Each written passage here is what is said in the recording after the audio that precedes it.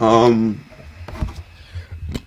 yes, we're live, guys. Welcome to Box to Box Football, and I'm back here with Jack just to go and talk about all the football from this week. You know, lots of stuff has happened. Again, we're not just going to try to cover England. We're obviously going to try and cover a bit of Spain if anything comes up there, a bit of Germany, a bit of Ligue 1, a bit of Champions League. Any type of rumours is coming up. Serie A, we all know how big of a fan Jack is of that. So again, this is an open chat.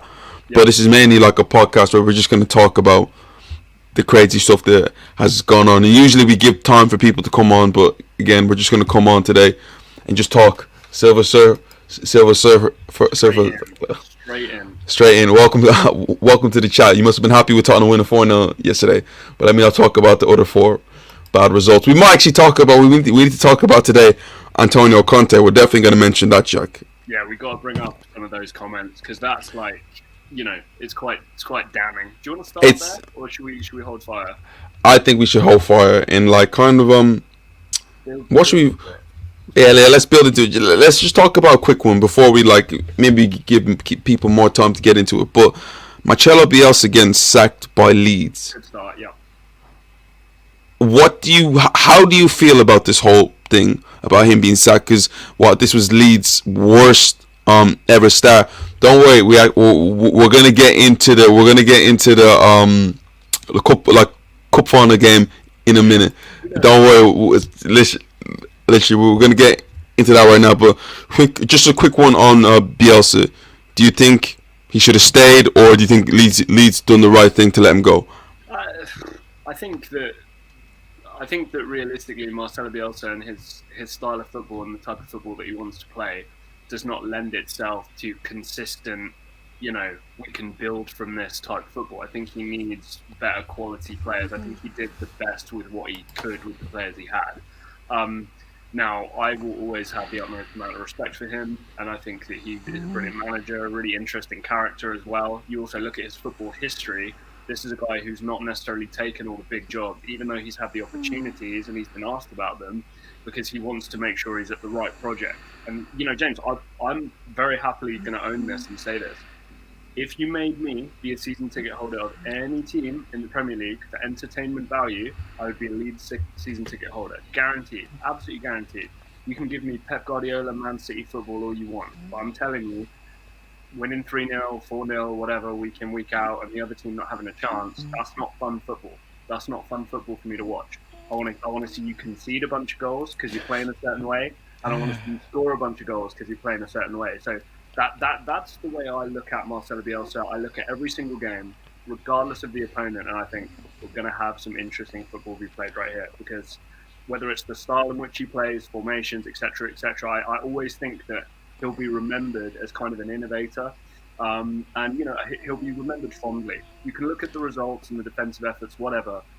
For me, he's almost above that, because he's kind of transcended results, because you love watching Leeds play, and you have such a positive reflection on Leeds United now, which maybe in the past wouldn't have been there because of somebody like Marcelo Bielsa. So all credit to him, and it'll be interesting to see who comes in and fills those shoes.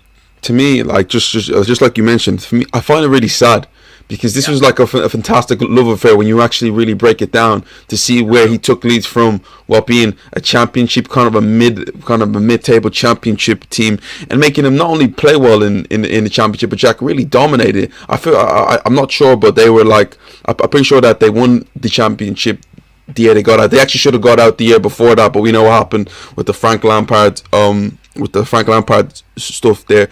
But since he's came into the Premier League with Leeds, it's been a breath of fresh air. Entertaining games, fantastic football. They conceded a bunch, but everything's been nice and cool. And Leeds last year was like the fun team for everyone to kind of point to. But the one thing about Bielsa's style of play is that he goes for this man-to-man stuff, and yeah, as you said, it can only work to a certain level, and they've been really unlucky this year with injuries, because Patrick Bamford hasn't played. I think he's played like 4 or 5 games this year, Jack. Right. And like you know how vital he is to Leeds overall, and they've been missing. Who's the midfielder again? Plays for England. Calvin. They're missing like Calvin Phillips. So You know, Rafinha, I think, has had his head turned by bigger clubs too. So again, he's probably a little distracted. You know, there were those big rumours about him and Bayern Munich. They might rear their head again in the summer. you know, While you're talking here, can you bring up State of the Lane's comment here? Because I think this is really important. but And I'll let you obviously continue, but anybody watching like this, he makes a really good point here. let's just get into that comment straight away. Yeah, I don't think we'll know whether it was a good decision or not until we see what Leeds do next, which you could say about any firing. Yeah, exactly. It's the same with any football club. You let somebody go, and at the time you might think, oh, brilliant, great thing that happened. But after a while, you might actually look at it and go, damn, that wasn't very clever. Like, why the hell did we do that? Right? You know, like James, you must kind of think about that with Arsene Wenger. Like, Yeah. Not necessarily a Wenger out type guy or whatever, but I think that anybody going Wenger out, you see the guy that then comes in afterwards, and maybe you think, man, Arsene Wenger should probably come back. I actually miss Arsene Wenger. You know, so that happens, and it'll be the same with Leeds, right? If somebody comes in, does a great job, you'll go, great, they did the right thing. And if somebody comes in and doesn't do a good job, you go, damn, we actually had But Jack, when you actually look at the state of the whole thing, like, Jack, there's only like 11 games or 12 games left. Are you really going to sack a manager? And think about it, the time that they're going to take to appoint the next one in. Does he have enough time to bring in everything he wants and like put a stamp on the team in only 12 games? I think it was a very stupid decision. Now Leeds may stay up because why? They're a quality side. Thanks, overall. Thank you for that. Like, their quality side overall, when you look at their players. But I just think that let him ride out the season, Jack. And then if he wants to part ways, part ways. I'd rather have Leeds go down with Marcelo Bielsa instead of having Leeds kind of go down and like Marcelo Bielsa left throughout the year and it looks quite disjointed. Because Jack, if you want to point out a team to go down right now, Leeds are probably one of the three teams that you're going to say, oh, they're definitely going to go down next to Norwich and like Wolves. Why? Because sacking your manager with this many games left really doesn't make sense, and it's going to be hard to me to adjust. But I don't know. I don't know. It's a weird one. I know what you mean from a standpoint of like it's too late to have a massive impact this year. Mm-hmm. What I would say to you is it's actually perfect for planning for next year. Now, there's a huge risk there. Huge risk, right? Because if you go down, you're planning for next year in the championship. And that's not what the guy coming in would have thought he'd be doing. However, if you do manage to stay up, you've had a guy who's come in, had 12 game weeks to assess what he has, 12 game weeks to sort out his staff, to sort out his targets for next year, to impose some sort of a philosophy, to plan a good preseason, to identify transfer targets, to do all this stuff. So I like it from the standpoint of if they're super confident they're going to stay up, I like the risk. I do. But if they go down, they've created a rod for their own back, for sure. And yesterday, Leeds lost 4-0 to Tottenham. And obviously, by the looks of it, you're thinking 4-0, man. Tottenham just destroyed them. When you actually watch the game, Jack, how Leeds did not score, I really do not know. There was one where I think one of the Leeds players ended up running off the goalkeeper and took too many touches, and then what's his name, let the Tottenham players get back. And the difference between Tottenham and Leeds on the day was the quality in the final third of your Sons, of your Kanes. That was generally. It's no conversation there, and like we touched on at the very beginning, James. If Marcelo Bielsa and this style of football you want to increase and make it like really well known, like I look at a good example like with the NFL, right? There's two kind of like defensive coverages which you can play mainly. You got zone and you got man. Man is you go man to man with the wide receivers, running backs, quarterbacks, whatever, and then zone is you cover a space, right? If he's going to do the man to man thing, if you're better mano a mano than your opponent, you're going to beat them. But that requires on the players. And if you don't have those players, and I'm not trying to disrespect a lot of the Leeds players, but realistically, maybe they've got 2 or 3 players that you would say are good to great. And then apart from that, James, it's a bunch of, like, no disrespect to them massively, but it's a bunch of guys who really wouldn't look too out of place in the Championship. Yeah, and like State of the Lane, Tottenham's final goal for me just showed you, like, to me, the golf of class. Like the way Harry Kane was just able to look up and then just ping this 40-yard beauty into Son, and Son's composure to take it down and finish. Like, that was to me that was just the quality. You can see Daniel James going true on goal and then Son going true on goal. Like you know who's going to win every single time. James, to your point as well, I think you said this on our last live. Like, Kane's underrated passing ability. I think we need to give you a little bit of a pat on the back there. I don't even think that's a big take. Everyone else, Jack, Harry Kane, like when he turns and looks up and finds it, goodness gracious me, Jack. He is as good as again. I'm not going to compare him to like the best midfielders, your Kevin De Bruyne's, but he technically sort of on that level. We're definitely going to get into top four, but let's talk about the League Cup final, and then guys, don't worry, we're going to get into top four, and we're going to definitely get into a bit of Antonio Conte. But let's talk about the League Cup final, and so League Cup final just happened. If you haven't already watched it, 0-0 in 120 minutes, and it goes into penalties, and we have 22 freaking penalties overall. And Kepa Arrizabalaga, who comes on as he's accustomed to do when Chelsea is about to go into penalties, is the man who missed the final penalty, and Liverpool win the League Cup. Jack, he just got underneath that like a goal kick. Goodness gracious me. Yeah, but what was your overall take throughout this whole match? What did you get from the match? Two deserved finalists. Let's put it out there. Right, yeah, Luca, you make a really good point. We've seen the links with Bayern, and I would tend to agree with you. I mean, even if they do stay up, dude, I would expect him to leave. Yeah, James, two deserved finalists. The only other finalist I think you'd be happy with in deserving of a final would be Man City. You can take out Liverpool, take out Chelsea, put in Man City. Same kind of feel for the final. But yeah, two really, really good teams. There were chances for both teams. Defensive, the two goalkeepers were incredible. Kelleher played a fantastic game. Edouard Mendy played an incredible game. Man of the match for me, Edouard Mendy. I think is it Gary? No. Gary Neville, Jamie Carragher, I think mentioned. Edouard Mendy is like 6'3". That double save is. I don't care who you are. If that's the size of the man that you are, and you're able to get up like that and make those double saves, that's just unbelievably impressive. So man of the match for me, I think Edouard Mendy. But there were we can touch on that. But yeah, no, good game. You tweeted this, James. I think this is kind of the summary of my thoughts on it. It's one of the best 0-0s I've seen in recent memory. Brilliant, exciting. I want to commend VAR.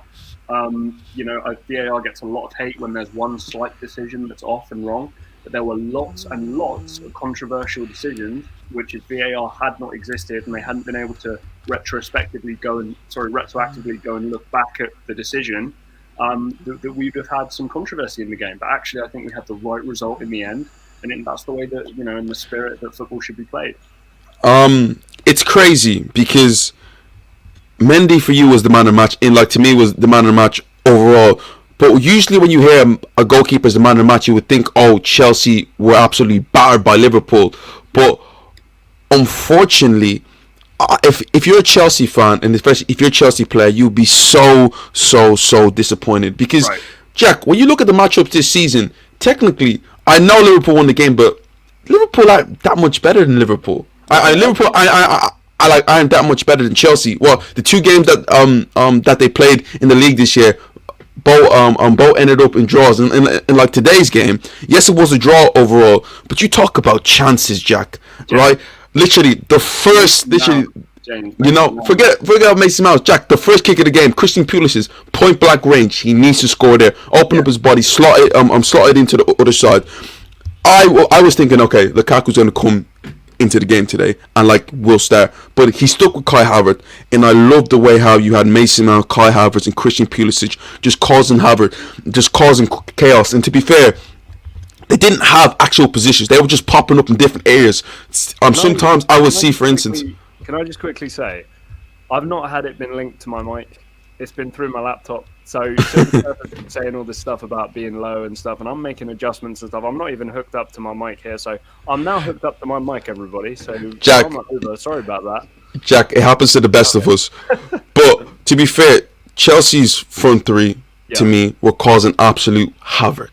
Right. It was sometimes Kai Havertz popping up deep. It was sometimes Kai Havertz popping up on the left, Christian Pulisic left to right, Mason Mount making third man runs. It was nice and brilliant for Chelsea. And how they did not score in the first half, I don't know. Liverpool to me had a bit of a weird thing going on because it was tough for them at the start of the game with Thiago missing out because he was in the starting 11 and then he had to drop out an hour before the game due to injury, and that'd be Keita coming in, and that might have stopped the flow of the game because you think about it, you plan for this player who's going to play a vital part in it, and not in an hour before the game he drops out, so things kind of change, and maybe them getting to the flow when Naby Keita in the team was a bit difficult to them.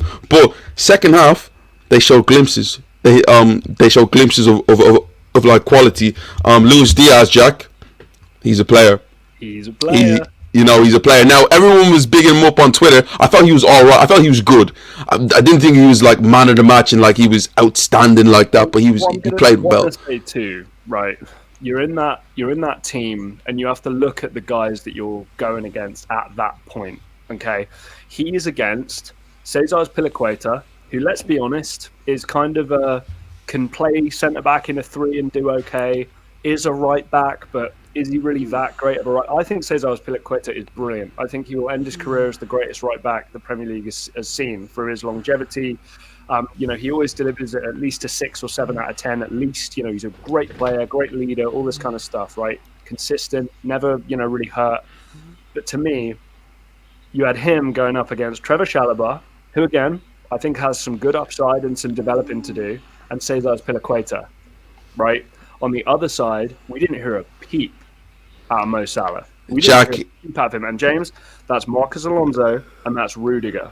Jack, forget about Marcus Alonso. It was Rudiger that had Mo Salah in all my days. And think about Rudiger is that he is, we think about shithousery. He is a number 1 in football at this moment of time. Like I thought Luis Suarez was bad. Rudiger is on a different sort of level. No. But Jack, Rudiger, I don't know. But for me, he's unbelievable. Let me get back into the game. I thought one thing that I also realised was Jack, the substitutions from both sides. I felt like the substitutions on Liverpool's side weakened them. Having Elliott come on, even having Jota come on, Liverpool didn't have that same spark. No. But when Timo Werner and like Lukaku came on, Chelsea, who played well, took it to a different level, and there was 2-3 chances that were called offside. Lukaku, to me, lazy. I have to question his desire. I'm not gonna lie. Yeah, exactly. I do have to question it. This is what I'm saying though about like behind the scenes is Lukaku with a nice PR kind of way, right? Because he knows the way that he tried first time didn't go down very well with that interview with Sky Italia, right?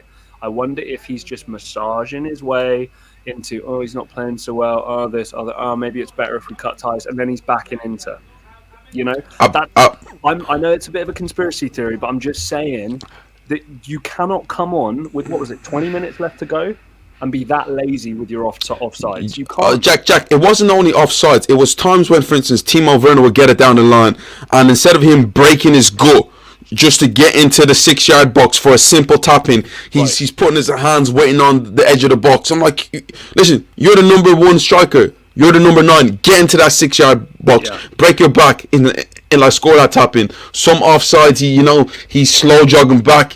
The movement is he's at times with Lukaku's that he does too much pointing when it should be make that move. If they don't play, they don't play. But for you pointing and like letting them know where like you're gonna go, it doesn't make sense there. It looked very lazy. The offside to me, that he took his goal well, but you got to stay onside in that situation, Jack. You're looking down the line. You see where Virgil van Dijk is. He has to stay onside for me. Yeah, no, dude, I totally agree with you. And again, I think if we can slowly, I guess, transfer the conversation into this area, Lukaku is one of these people that does have to play in a certain system and a certain style to get the best out of him. Because if he doesn't have that system fit, he can only do 1 or 2 things that are positive. He cannot do the attack you from everywhere type thing like we can see with, an Erling Haaland, a Dusan Vlahovic type of player, right? We know that those guys can go anywhere and do anything. Lukaku, there is a little bit of this isn't kind of custom built around me. Not really fully interested. I don't really have the desire today. And it's kind of like, well, hang on a minute, mate. You're getting paid a lot of money here, and your team's trying to win a final, which you ended up losing because of a lot of times. Yeah, okay, it was marginal, sure. And I think we had a comment here from somebody, I'm not sure, Luco, talking about Lukaku's offside. I don't know how he was offside. Like, look, if Lukaku stays a fraction of the yard back, he probably still has the exact same opportunity and he probably has a chance to score. Luca, if I'm being truthfully honest, I think the camera angle kind of makes him look off. I personally don't think he's offside, but the fact that like he had to be that much off the shoulder and give people a chance to think is he offside or not offside, I think was poor, because the space Liverpool gave him there, all right, it was just a quick step back and then you're in, which was frustrating. I'm gonna big up VAR because they did well with the Joe Matip goal, because you look at it, you think there's no problem with that, but you can clearly see that Virgil van Dijk does intercept, does affect play. His foot was offside, and I'm gonna give VAR that overall. It was good throughout the game, Jack. It never took too long. Those set plays never get called. We never see that. It's like a screen, right? It's just like a screen in basketball. It's the same thing. It's just a little bit of a. I'm not taking part in play. I'm just standing my ground. Oh, I've blocked somebody. Oh, I wasn't doing anything, just blocking my ground. The reason why he got caught is that left arm. It was that left arm just on Reece James going like, hey, don't go anywhere. That's what messed him up. If he'd probably left the arm there, I still think Mane. No, but even then, because he's blocking him, sometimes when like someone takes a shot and someone should just be standing in an offside position and blocking the view, they're going to give an offside. I think he knew what he was doing there, and to be fair, I'll big up VAR there. Getting on to the penalties, first of all, this is what Chelsea always does. When it gets to that point, Kepa Arrizabalaga's record recently when it comes to penalty shootout has been brilliant. And I said to my brother at the start of the day, I expect Chelsea to win on penalties. I expect Chelsea to win on penalties. Kepa coming on, but Jack, in my opinion, that's one of the worst goalkeeping displays I've seen from both goalkeepers. Forget about saving the penalty. I'm talking about diving the right way. Jack, are you trying to tell me 22 penalties the goalkeeper dived the right way like 4 or 5 times from both goalkeepers? And James, there were too many as well where like the ones that are down the middle that kind of call the goalkeeper's bluff can sometimes look really good. Should we talk about that one real quick? Like, I actually kind of missed that. Luca, I'll be honest with you, mate. Right, at a top level, I know what you're saying. I get it. His studs are up. It hits him on the inner thigh. But listen, my book, I think that's a 50-50. Both players are going for the ball. Okay, Keita makes the contact. That's fine.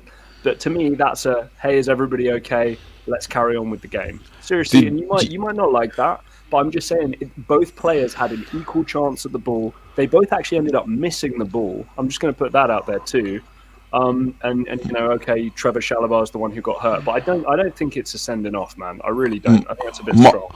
My biggest problem with football nowadays is that they just get still shots, and then go from there. It's a red card. Right. Like it can't work out. I think it was a red card that Brentford got last year against Tottenham, where this guy tried an L turn move, and he accidentally, like, the guy, I think it was Bergwijn. No, it wasn't Bergwijn. It was a Tottenham midfielder. Kind of truds underneath him as he's about to do the L turn, and it's given out a red card because but his studs were high, but technically he wasn't endangering anyone there, Jack. You're doing a skill move that someone inverts, and it's looked at as a red card, and I'm like, we can't be doing this thing with football nowadays. Not every move. Yeah, sometimes there's coming togethers, right? Seriously. Sometimes there's two people going for the same ball, and if somebody's just a little bit late or somebody's a little bit okay, fine. Sure, it's just the way it happens sometimes. People get hurt. As much as FIFA and IFAB, I guess, want to call it a non-contact sport, guys. This is a contact sport. Doesn't mean that contact's legal, but it means that throughout the course of a game, you have physical bodily contact with your opponent's team. We cannot start having football where you cannot physically touch an opponent, because it's never going to happen. And Jack, so Liverpool win, Kepa skies it. Maybe they would have been better just leaving Mendy on. If I'm if I'm being honest, because he literally didn't go the right way. Saying that at all, I really don't.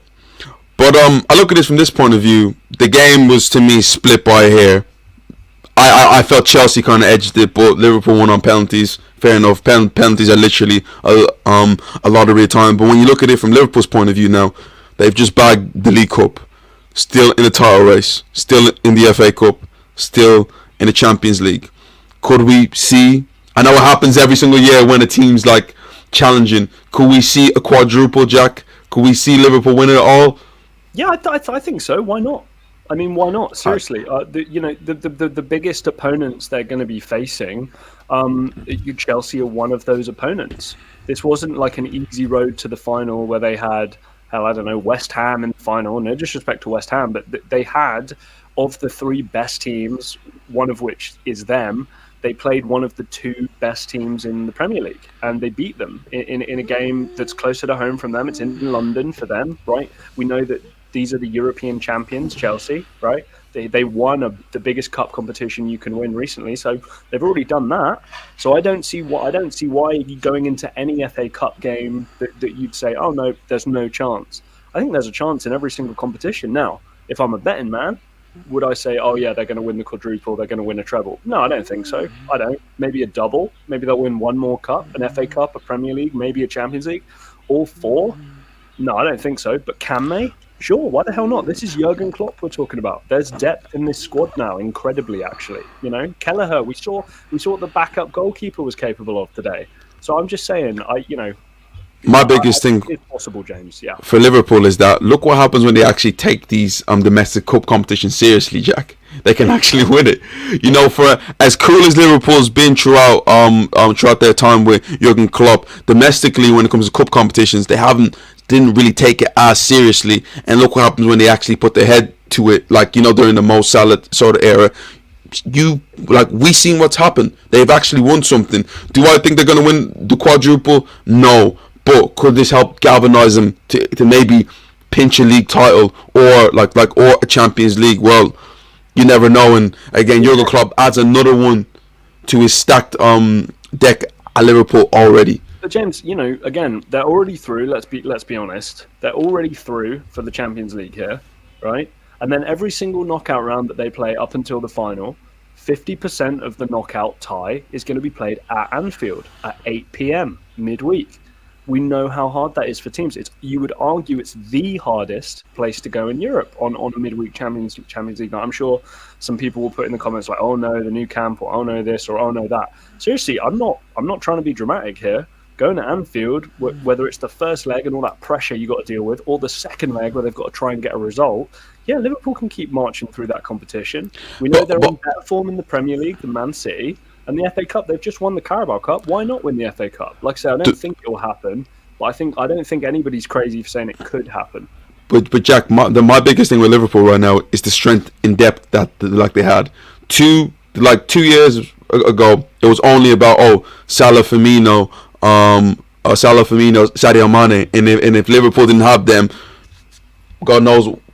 What they could have gone. Shaqiri wasn't that great. Divock Origi came up clutch, but he wasn't a guy that could keep you going for a whole season like that. Right. But now they have Diego Jota, Luis Diaz. They still have Divock Origi there. You look at this Liverpool team overall.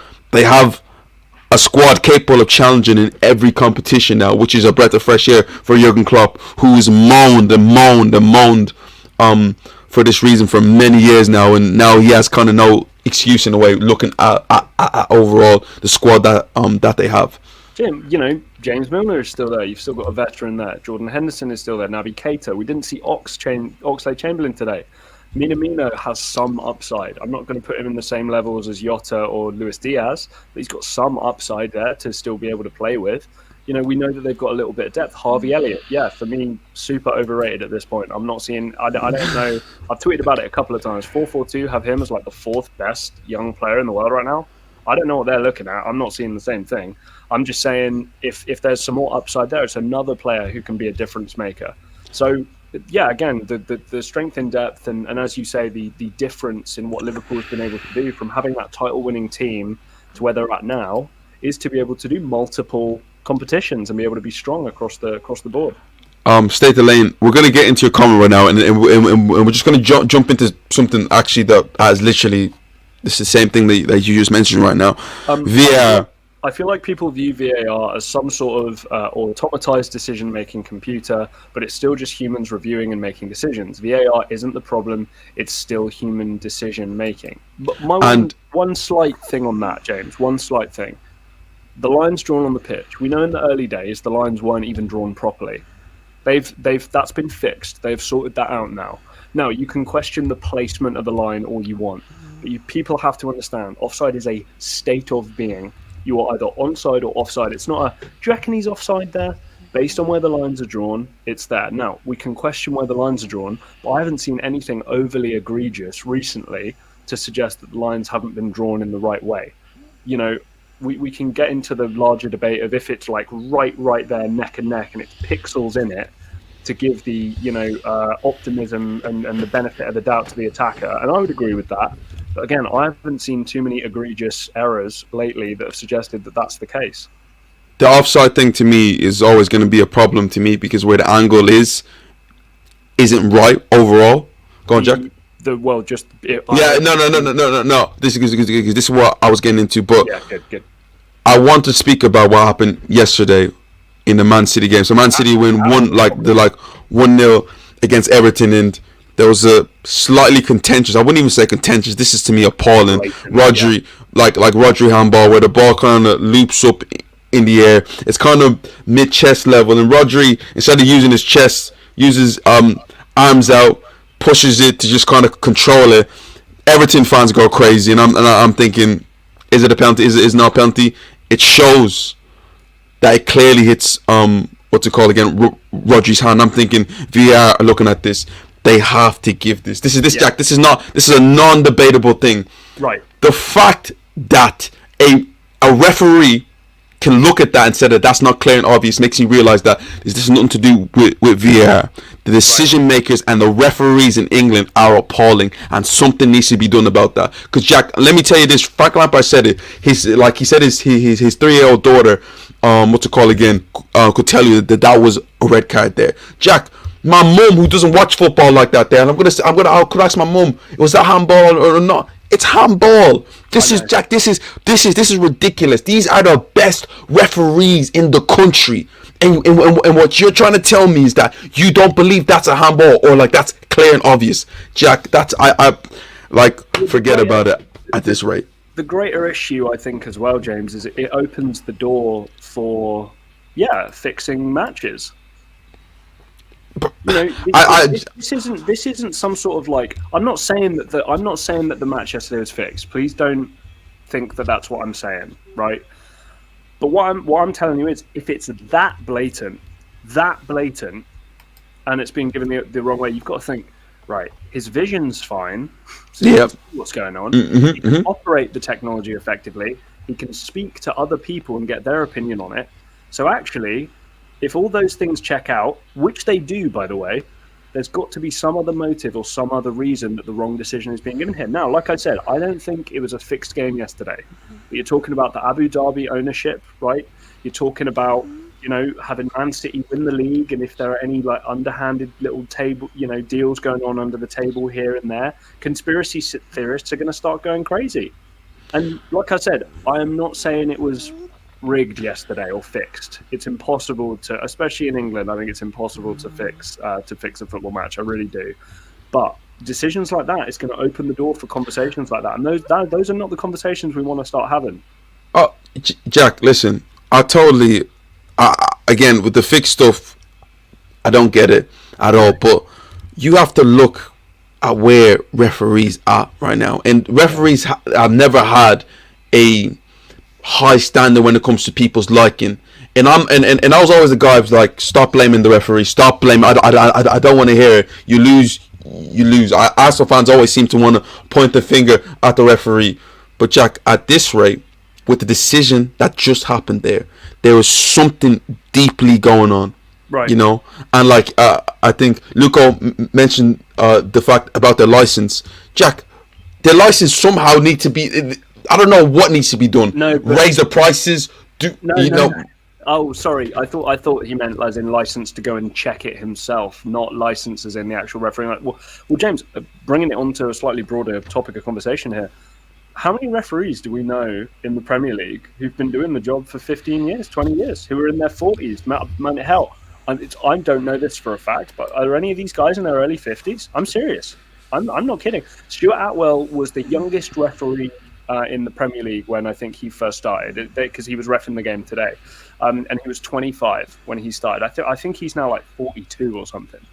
The fact that we don't have young, fit, qualified, fresh blood in the game, and we've still got people like Mike Dean who are refereeing football matches. It's crazy. It's crazy. It's absolutely mad. I cannot believe that we don't have the same expectations in terms of fitness and decision making that we do for referees as we do for players. Now, I know that Mike Dean isn't focusing on his free kick technique and his 1-2 passing and his ability to move in space and his offside trap, right? But my point is, the fact that we don't have, oh man, there's this 28-year-old, he's been doing League Two, he's been doing brilliant, and hopefully in the next couple of years we'll have him in the Premier League. And then he'll do 5 years or so in the Premier League, and then somebody else great will come along and we'll have a new fresh blood of people coming through, because it keeps everybody sort of on their toes. I think a lot of the refs who've been around for a long time, James, have become complacent. I think there's a certain level of like, it doesn't matter if I'm on my best today or not. There'll be a media reaction to it, but then that'll blow over, and I'll be reffing the North London derby next week. You know, and the level needs to be raised. I agree. Yeah, it's I don't know. It was that was the worst VAR decision I've seen so far, and to me it's not even close, because the fact that you can have a top referee say that that's not a penalty or like that's not a handball, to me is just mad. Well, and I think, you know, the other thing as well, James, is looking back at it, the whole idea is decisions are changed when it's clear and obvious. The two words I would go to with that decision are clear and obvious. That is the definition of it to me. There is no discrepancy there that that's a handball. So nothing at all. Yeah, I don't know, man. But let's move on. Let's talk. I know we got the Spurs fans in the area right now. Let's talk about Antonio Conte. Yes. And where he is right now in his Tottenham team, because of course they won recently against Leeds, to be fair to them, but before that, Jack, 4 out of their 5 games were lost in, like, it was to teams, it was Wolves, Burnley, what was the other one there? I miss the rest of them, but they've been having some poor like results overall. And the last interview before the Leeds game against Burnley, Conte sounded like a broken man, who mentioned the fact that he feels like he needs to talk about the board, that he isn't a man that like he gets paid a lot of money, and he isn't a man just to accept what's going on. He sounded like an angry, broken man who did not accept what he was seeing out on the field, not just from himself but also from the players. Now, the guy signed, I think, a 1.5-year deal, Jack, with Tottenham. Yes, was it initially? And again, I think that's protection for Spurs. But I also think it's protection for Conte as well. I think if Conte wants to walk away for free, he doesn't want to have to pay anything back or do anything like that. But do you look at this from this point of view right now, Jack? Technically, he's going to have only 1 year left, and he'll technically be a free agent by the end of next season. Well, do you see him still being the Tottenham manager next season? I do, because I think that the fan base, and hey guys in the comments, please let me know. I'm not a Spurs fan, so please let me know in the comments. But I think if Antonio Conte is let go and then somebody else comes in, we're just going to have a repetition of what happened with Nuno and what happened with Mourinho and what will then have happened with Antonio Conte. I was looking at my phone there and I wasn't ignoring you. I was listening. I've just got the quotes, right? Go on. Antonio Conte on his future. I need to talk to the club. Tottenham have to make an assessment about the club, about me. We need to find the best solution. I can't accept keeping on losing. I'm sorry. He mentions, maybe I'm not so good. Tottenham called me to change things, but I'm way too honest. We're doing everything to change the situation, but it's not good enough. I'm open for every decision. I want to help Tottenham. I'm too honest to just close my eyes and continue in this way. Just saying, okay, my salary's good. I've got ambition.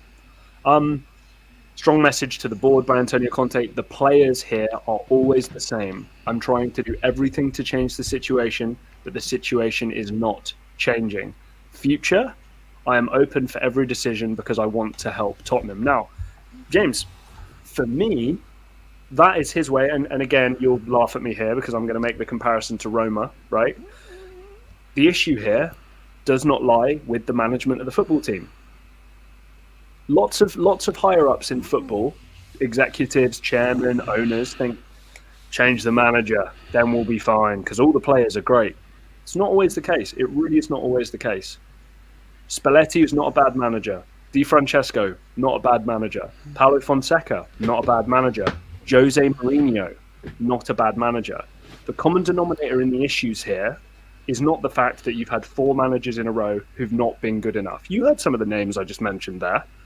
These are not bad managers by any stretch of the imagination. Spurs have a better list because they're a bigger club. They have a better list of names there. And all Conte's saying at this point is, hey, listen to me.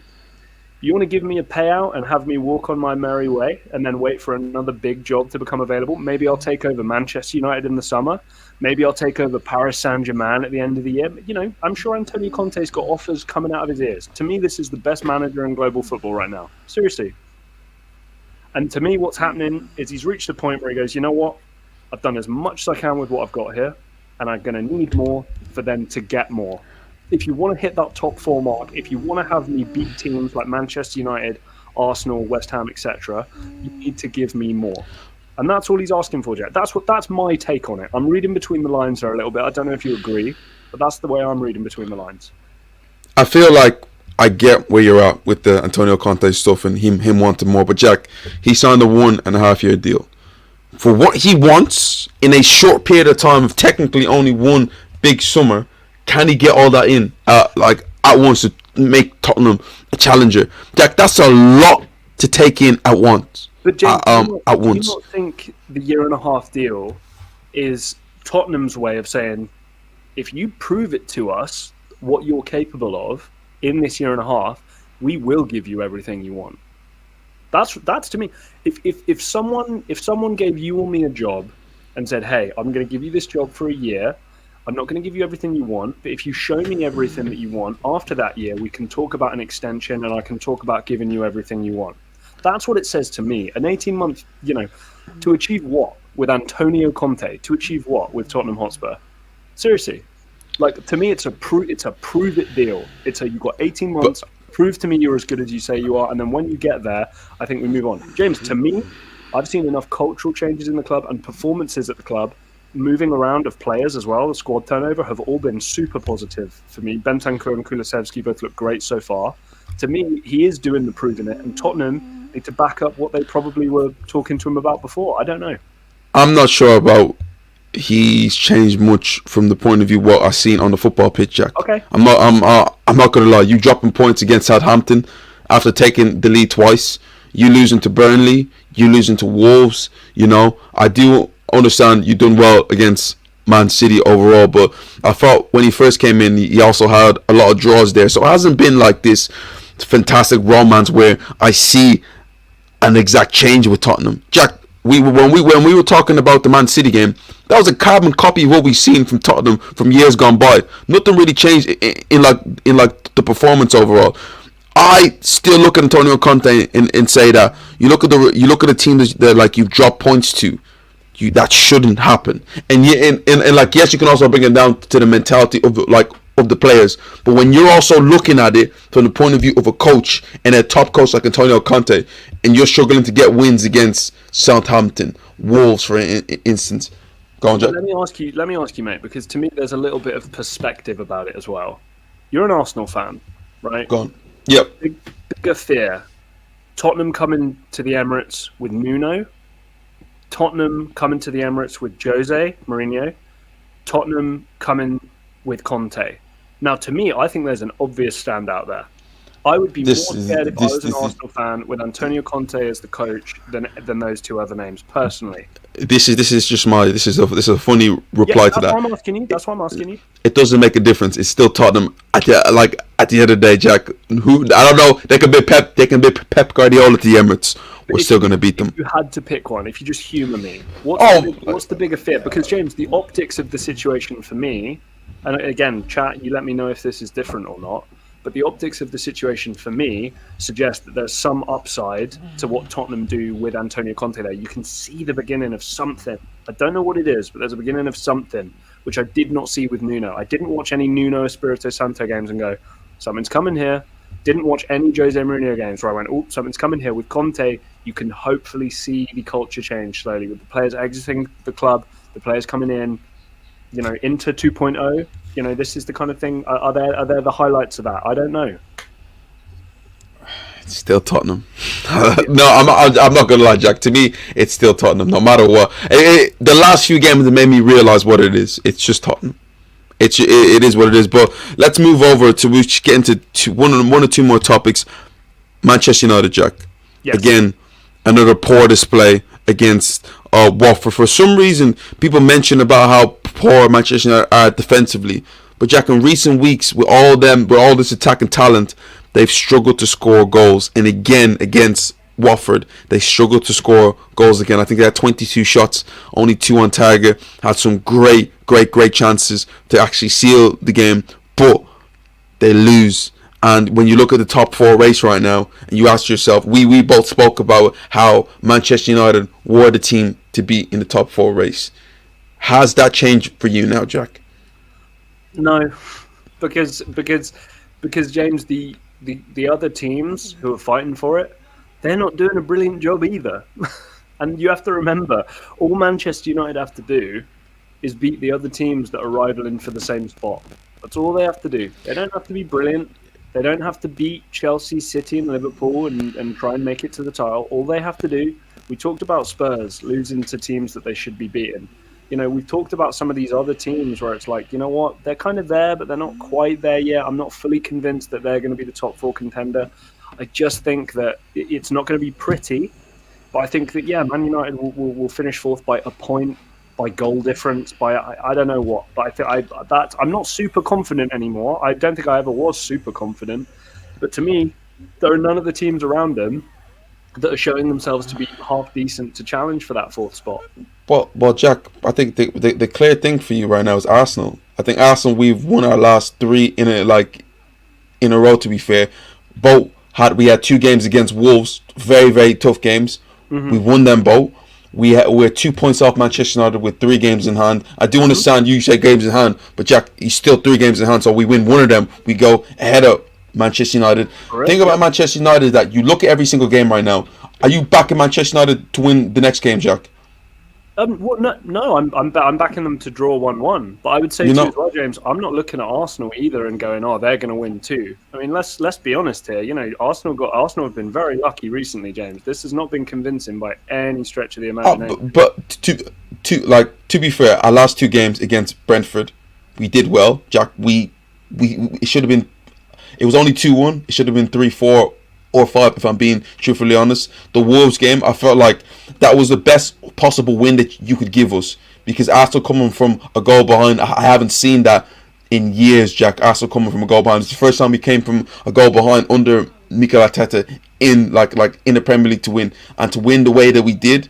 To me, if you ask me who's favourites right now to get the top 4, I have to look at Arsenal. The fact that we have nothing else to focus on, just Premier League games. Manchester United still have the Champions League and are in a decent position yet to go through against Atletico Madrid, but they don't have enough quality. They're a terrible side.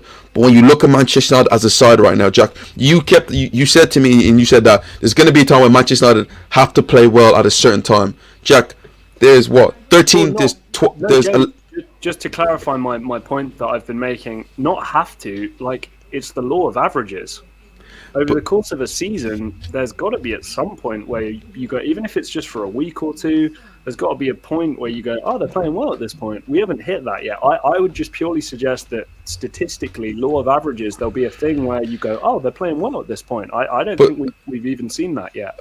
But Jack, we say statistically, they have 11 games left in the Premier League.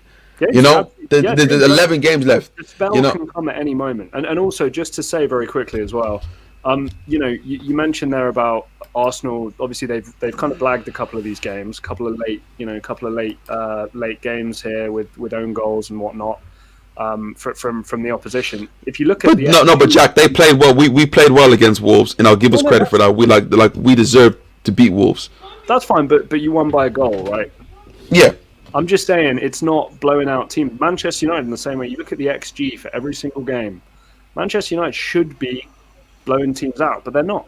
It's draws, it's a win by a goal. The defensive record's still questionable. The Harry, Maguire conversation will keep rolling on and keep continuing as well.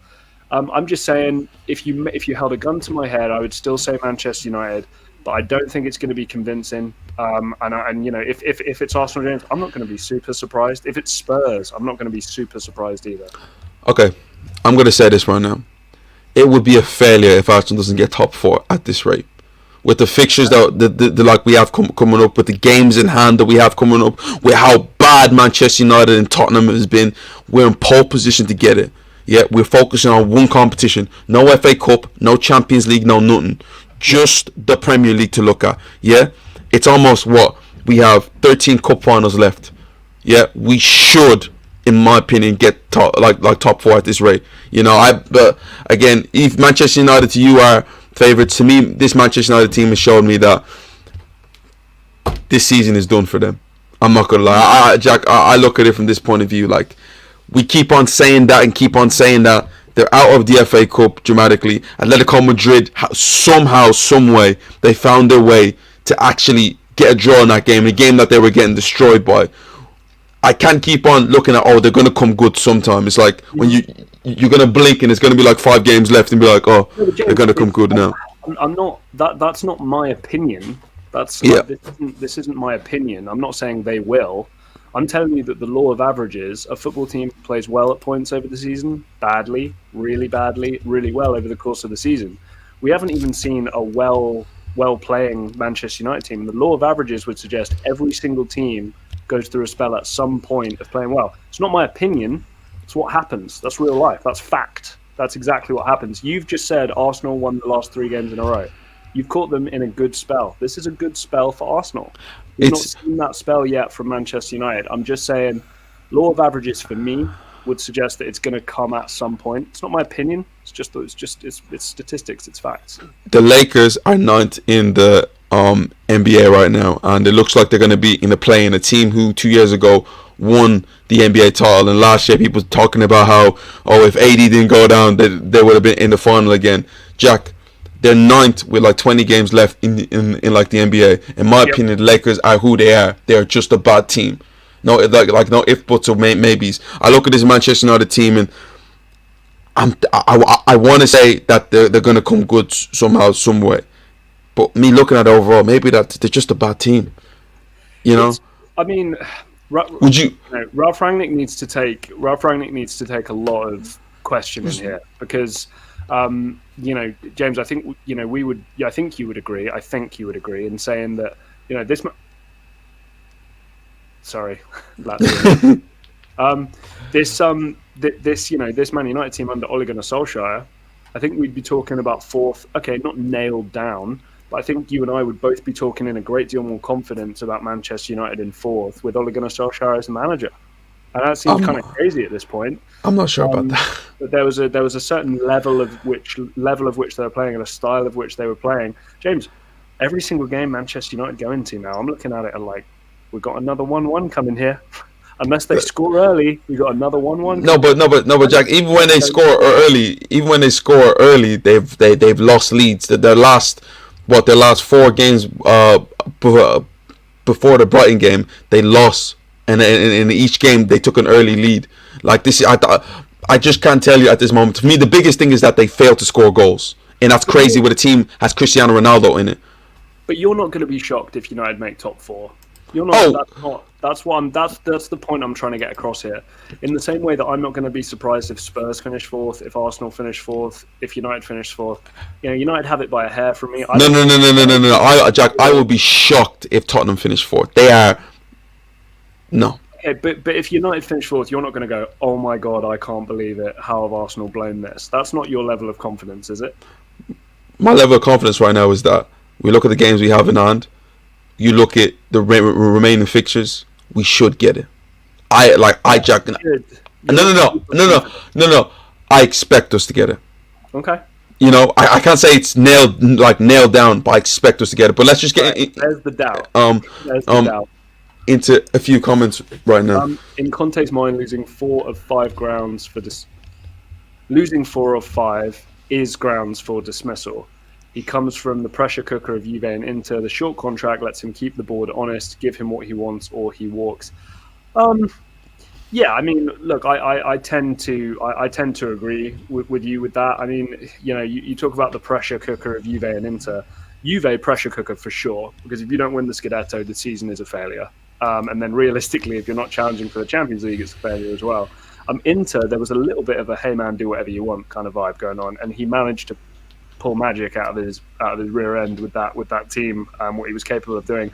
I do agree with you though. I think that I think that going forward, that is what it is. It's a prove it deal, and it gives both sides the flexibility to change things. Mauricio Pochettino is a great example of somebody who can potentially come back and then be the whipping boy again at Tottenham. But we'll see.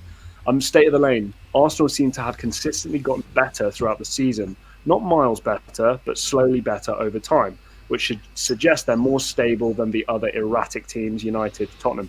Look, I tend to agree with you with that. We were talking about Arsenal as like potential relegation candidates at points throughout the year because they were in the relegation zone for the first 4 game weeks. No. Do you know what? I just think the first. Go, Jack. Go. We're now at a point where we're talking about Arsenal as potential top 4, getting Champions League back type candidates, just in time for a new Mikel Arteta contract potentially, right? So here's the thing. I think you're absolutely spot on. And is it going to go anywhere? I don't think so, because I think that Mikel Arteta does have these kind of fundamentals that are slowly being absorbed by the players. And James, what we're also seeing is, I think the players that were potentially being distractions are now, we're seeing them leave the club. You know what I mean? Like somebody like Pierre-Emerick Aubameyang. I know you liked him, and he'll be remembered fondly by Arsenal fans. But I think that, you and I both know Lacazette's a free agent in the summer. Aubameyang's already gone. There's going to be a new rebirth here for Arsenal Football Club going forward in the attacking positions, and we'll see what that looks like. I look at this from this point of view, Jack. If I'm being truthful on, wait, literally just 1 second, you can just carry on. Yeah, of course. My brothers. It's all right. But yeah, look, guys. I think top 4 will be kind of fascinating for sure. I know James seems to be quite high on Arsenal, and James is one of the most pessimistic Arsenal supporters I know. So I'm surprised to hear him speak so positively about them. They've been very, very lucky over the last couple of games. It's been kind of single goal wins, injury time, late goals, this kind of thing. But I think we will get to a point going forward where hopefully somebody separates themselves from the pack.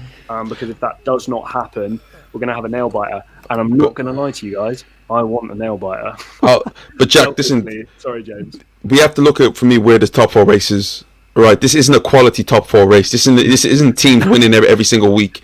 Right. The reason why Arsenal are in this position to get top 4 is that Manchester United, Tottenham, to be fair play to West Ham, to be fair, have been so bad. Yes.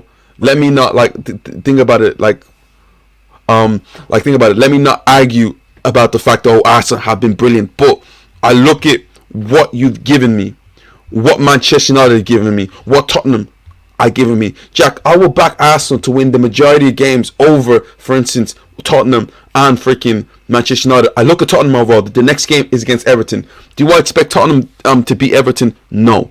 Yeah? Just one thing I will say, James, very quickly. I know you're talking about... I'm just looking at the form table.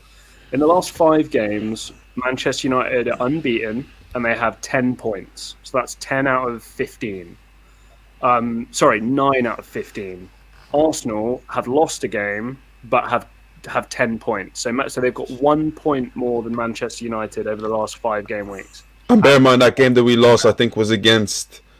The game that we lost was against Man City, I'm pretty sure. But a loss is a loss. I'm just saying this kind of gulf in, this kind of gulf in class. I'm not seeing from recent form tables. Manchester United have better form over the last 5 games than Chelsea, better than Man City. Liverpool are the ones where it's just green across the board. I'm just saying, James, Southampton have better recent form than Arsenal over the last 5 games. So I'm just let's not get too ahead of ourselves. I'd hate all I'm going to say is that the last 3 games we've won. Manchester United struggled in the last 3 games. Tottenham, how topsy-turvy they've been this year. I just think, I expect Arsenal. They've drawn 1 of their last 3. Who? Spurs? No, Man United. They've still been topsy-turvy. Of their last 3, but it's what you're saying isn't true. That's what I'm trying to tell you. Like, you can say all that stuff all you want, but it's just not accurate. They've still been topsy-turvy. Newcastle too. Like 4 wins out of 5, and that 5th one was a draw. So, fair play to Newcastle as well. Newcastle are well out of it. And then the biggest worry, like you said, and I think what's probably initiated this firing for Marcelo Bielsa, last 5 games, a draw, and then 4 straight losses for Leeds. If that doesn't tell you destined for relegation, I don't know what does. Let's just get into State of the Lane's comment right here, and then we're going to move on to the last part of this podcast. The further we get from it, the more getting Odegaard for £30 million seems like one of the greatest heists/robberies of the past few years. Did you anticipate so much of the attack being run through him? I'm going to let James take this one. I feel like with Martin Odegaard, I feel like he's good. I think a lot of Arsenal fans have fell in love with him. I like what he does. His work rate off the ball is great. His final pass is good to a certain point, but I do think that he has a higher ceiling to get to. He can get even he can get even better. I don't think we've even touched the surface on like where he could possibly go. I look at one thing that I want to see him improve is his decision making, when to shoot and when to pass. Too many times I'm seeing him going for the pass in like areas where he should shoot. Secondly, him being a left footer, like left footers are very, very left footed. He at times just feels to me very, very left footed in certain situations where he could pull the trigger with his right, but he's trying to cut the ball back onto his left. His ceiling, I think, could be one of the best midfielders in the Premier League. Now, I'm not going to go crazy in Arsenal fans and be like, oh, he's the best thing since sliced bread and the next Mesut Ozil, but he's a very, very good player, and 30 million for him is decent. I think one thing that Arsenal fans should be delighted about with Martin Odegaard is Martin Odegaard not being a success at Real Madrid and panning out as Perez would have hoped he would have done. It's humbled him in a massive way. This was not some flashy kid, by the way. This was not some he thinks he's God's gift type, kid. He's a pretty humble kid as it goes. But I think that regardless of your age, when did he sign for Real Madrid, James? Was he 15, 14? 6, yeah, he was like 6. No, it was 15. Yeah, I remember his highlights. When he signed for Real Madrid. If you sign for Real Madrid when you're 15, I don't care who you are. I don't care who your parents are, how you've been raised. If you sign for Real Madrid when you are 15 years old, and there was a fee on it as well. I think it was tens of millions for his signing, multiples of millions to sign him. There's a certain level of I've kind of made it. I've made it. I'm a Real Madrid player now. I'm 15 years old. World's my oyster. Didn't pan out for him, and I think that will have matured him in a great way to be a really, really good professional, because he knows that he has to put the work in. He knows he has to work hard. And now the team that are going to see the benefits of that, of a guy who has to bust his butt because he has to play with the rest of these professionals, is Arsenal Football Club. So I agree with you. Heist of the past few years, robbery of the past few years.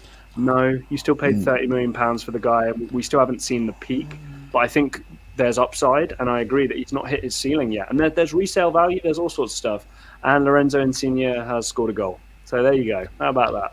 I probably should have dropped a bit on that there, but last bit of the day, and then we're going to end it, and then we're going to go on to Jack's little comment on Dusan Vlahovic. Now, Jack, do you want to sound off on this comment that you made today?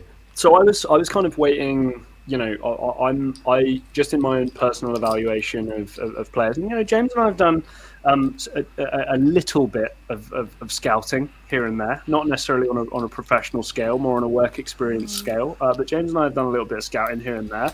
And, you need to try and learn some little bits about evaluating players. And my evaluation of Dusan Vlahovic, this is one of the best young up and comers who's just kind of entering what you would hope is their prime of their years going forward that I've ever seen play in my years of kind of following football very, very closely. And I'll be honest, as much as I thought he had a lot of upside, regardless of where he went, whether it was Arsenal, whether it was Spurs, whether it was Bayern, whatever it was going to be. But I did need to kind of see it to believe it in a Juventus shirt. The person I reference all the time is Krzysztof Piatek, right? Who, ironically, and coming full circle, is now at Fiorentina trying to fill the shoes of Dusan Vlahovic. This was a guy who at Milan scored a goal a game. A goal a game. I think it was like 10 games straight, 12 games straight, something crazy like that. Christoph Piatek was scoring. He had that kind of gun celebration. He was kind of popping off. Everyone, a lot of interest in him. He got a couple big money moves, and it did not work out for him at all. He was at Genoa, went to Milan. I think spent some time in Germany as well, and it's just not worked out for him. So I was waiting for a month or so of him playing, in Serie A, seeing what he's capable of with this Juventus team, and he's fitting perfectly. Fit in like a dream. And just like any player in an attacking sense who moves to a better quality team with better opponents, the quality of the chances he's getting is better, and the quantity of the chances he's getting is better. Just like any top player for any top team. The two other guys I compare to are Kylian Mbappe, PSG, by a country mile, the best team in France, and he plays with Lionel Messi, who's probably the best playmaker in the world at the moment. Neymar's on the other side. You got Marco Verratti pulling the strings, wing backs for days, all this kind of stuff in games that they should win handsomely 3 or 4-0 every single time. And you got Erling Haaland. Again, okay, it's not Bayern Munich, but I think it's quite obviously the second best team in Germany, I think we would say, still with some very talented players knocking around. Marco Reus is still there. Gio Reyna is still there. Julian Brandt is still there. Rafael Guerrero is still there. Very attacking fullback. Jude Bellingham, we know, is probably the hottest young prospect in football right now. And I just wanted to see the same from Dusan Vlahovic. We've seen a goal a game, everybody. He's averaging, in terms of minutes, he's better than 90 minutes. We're seeing different types of finishes. And I am very comfortable and happy to put him right up there with Kylian Mbappe and Erling Haaland in that kind of top tier of 3 players who maybe for the next 10 years will be battling it out for Ballon d'Ors. But where do you have him right now? Like because he's third. As in, but he's in the conversation. But when I look at like young players right now, they're again. We probably have to get into the list of like under 21s and everything like that. But when I look at Dusan Vlahovic, I think he's good. I still think that there's a lot for him. There's a lot of stages for him to get to. He got his first Champions League goal the other day. He took it really well. That was nice. We all know what he is in like Serie A, Jack. Dusan Vlahovic, because he stayed in Serie A, because he's at one of the best teams right now, nothing was really going to change for him. Was he not going to score goals in Serie A league that last year he was just banging in goals? That to me doesn't change. But for me is that I still have to see where he's at the highest level. I know what Kylian Mbappe is. To me right now, he is the best player in the world. I don't want to. You can have your.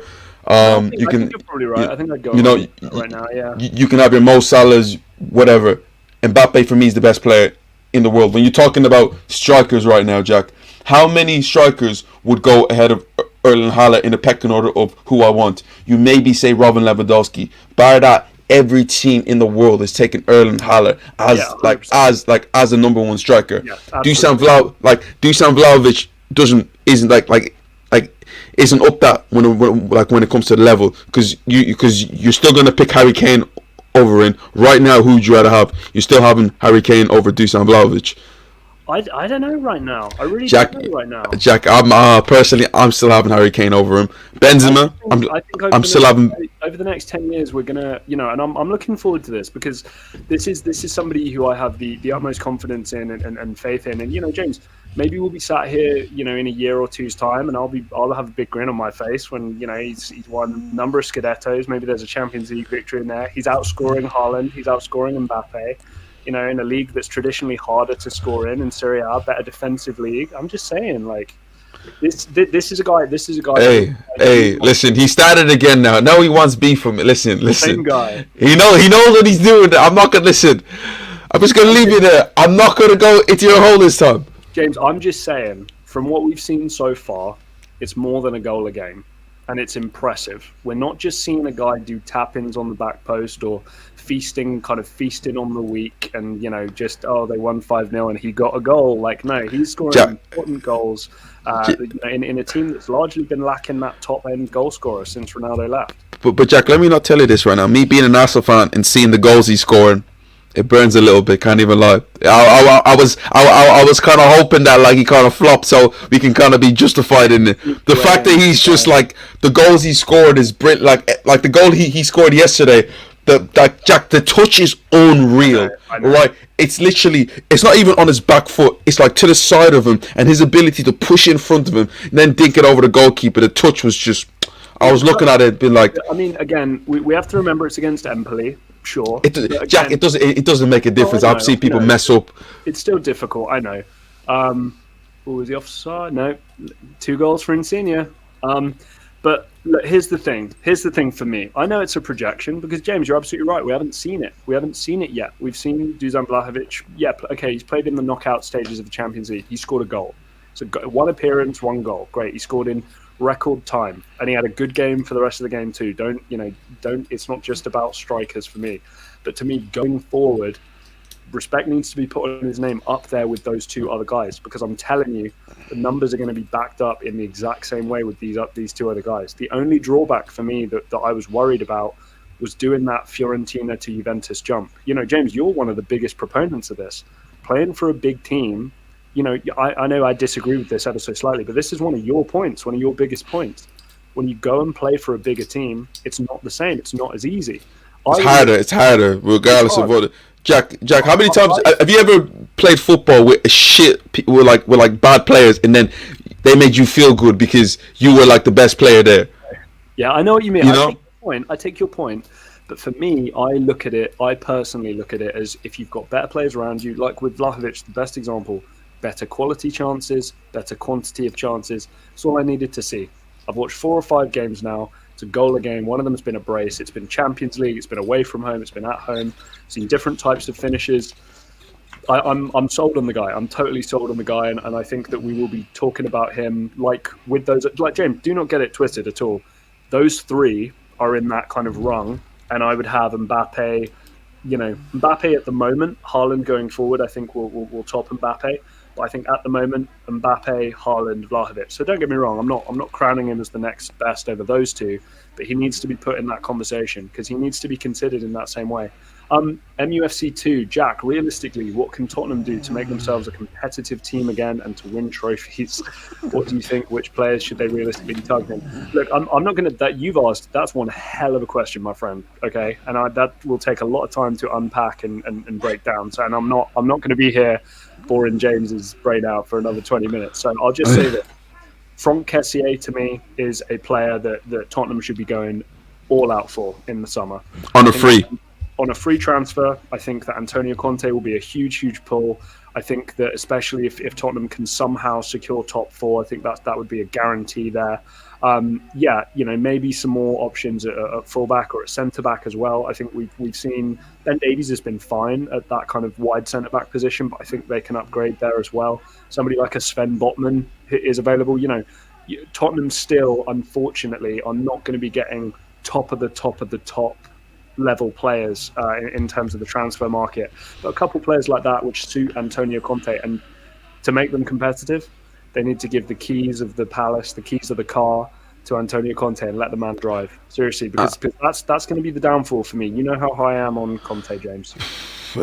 My biggest thing is, you might think I'm weird, Jack, for me saying this, but sell Harry Kane. Yeah, no, I agree, dude. I agree. Listen, I'll be truthful. I feel like there's been so much emphasis towards Harry Kane. If Tottenham goes a different direction, gets the 100 approach that they want to get, or sell him to Man City and get 2 players in hand, you might get a Raheem Sterling or a Mahrez, for instance, and then just build around that with good pieces around, let's say a Kane and not Kane, let's say a Son, and build a solid team from back to front. Then you got something there. This whole Harry Kane thing is gonna loop around Tottenham's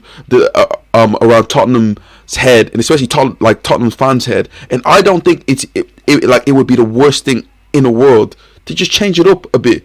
You've had the same striker for so many years, and the success hasn't been there. Yes, he has been great for you, but if you sell him and you move a different direction, listen, clubs are always going to move on.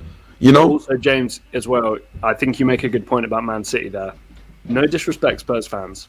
You're not competing with Man City for a title, or Liverpool for a title, anytime soon. You're not. I'm sorry, you're not. Maybe I'll be wrong. I don't think I will be, but you're not. Sell Harry Kane to Man United? That's dumb. Don't do that. Because at the moment you're competing with Man United for a top 4 level position, right? Don't sell Harry Kane to Manchester United. Do not do that. Man City, why not? Let him win the Golden Boot there, let him win trophies, and say how he can talk about how great he was at Spurs, how they let him develop his love for the club. Sell him to Man United, that's dumb. Don't do that. But Man City, this is not your rival. The idea of selling to a rival, Tottenham are really, really patting themselves on the back if they think that, Manchester City are a rival. Hey, you can say you took 6 points from them this year. Go for it. You go crazy. I'm looking at the league table. I'm looking at playing every single team twice, 38 games. You are not rivals with Manchester City. I'm sorry about that. I think Harry Kane's 20, 28, 29. He's turning 30 soon. Drop games. Value is just going to drop. You're right. Pull the trigger. But guys, tell me what you think about everything that we've talked about today. The League Cup final, Marcelo, Bielsa, Dusan Vlahovic, Manchester United, top 4. Everything we've mentioned there, guys. Leave a comment there. If you haven't already subscribed, thank you, guys. Appreciate this podcast that like we coming out to do. I can hear myself in the background, which is a bit weird. Can you guys hear me? Maybe I'll turn myself down a bit. But guys, thank you for coming out today. Appreciate it. I think we have 2 more comments right now. Last 2 comments, and then we're gonna end it here. Last 2 comments, and then we're just gonna end it. Angel Matos, James's own personal troll. Great show, boys. Gotta go. See you again next week. Remember, you can't spell Europa League without Arsenal Football Club. Come on, you Spurs. Listen, first of all, Tottenham have been in Europa League for 15 years and didn't play one final. We were in the Europa League for 4 years and we were in a semi-final and 2 semi-finals and a final. Come on, we did better than you. Giving him everything he wants here with your reaction. I know. He got me nibbling right now. I don't know what I'm doing. What about last one? Jack, do you trust Fabio Paratici with transfers for Tottenham to take them to the next level? Also, do you think Emerson Royale will get any better because he was meant to be good coming in? Emerson Royale, very, very quickly. No, I don't see too much in Emerson Royale as a top end fullback. Sergio Reguilon, I think, is that guy, but rumours are suggesting that Real Madrid might want him back. Look, what I need you to understand as well is Fabio Paratici handles the transfers. But guys, the person making the decisions on the transfers is going to be the manager in charge, and that's Antonio Conte. This is not, Fabio Paratici is just kind of it's an extension of the manager, an extension of the scouting department. Fabio Paratici isn't the one necessarily coming to the board with the players. Conte will be the one going, here's who I want, here's why I want them. Scouting department, do your work, and then Fabio Paratici does the rest. It's his relationship with Conte that makes it special. That's all. But do I trust the man? I think he's a good director of football, but this is kind of the first time that Fabio Paratici will be kind of out on his own, doing that kind of technical director of football job by himself without help from somebody like Dede Marotta, etc. MUFC. Why do you have a Manchester United crest? But you're talking about Tottenham. That's a bit sus. What's going on here? Yeah. I don't know. You need to tell me. But guys, we're out right now. Thank you for watching. This is Box to Box Football, and we will catch you guys next time.